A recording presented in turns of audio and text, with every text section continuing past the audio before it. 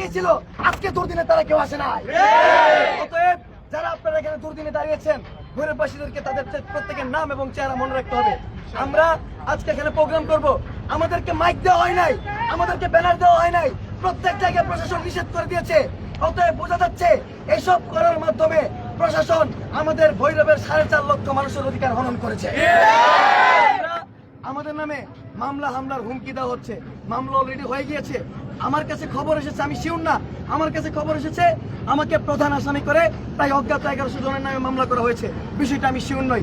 যদি এমন হয়ে থাকে, আমরা ভৈরববাসী কি মামলাকে ভয় পাই? আমরা ভৈরববাসী কি হামলাকে ভয় পাই? আমরা আজকে এখানে মানুষ অল্প দেখতে পারেন, মামলার ভয় দেখার কারণে অনেক মানুষ আসেনি, কিন্তু এর মানে এটা নয় যে আমরা ভৈরববাসী দমে যাব। আমরা কঠোর থেকে কঠোর কর্মসূচি ঘোষণা দিতে যাচ্ছি। যদি আমাদের এই মামলা মিথ্যা মামলা প্রত্যাহার করা না হয়, মিথ্যা বলবো না। কেন মিথ্যা বলবো না? রেলের মধ্যে আঘাত করা হয়েছে, এটা সত্য। গতকালকে কি ঘটেছিল? প্রত্যেকটা নিউজ মিডিয়া আমাদের নামে ভুল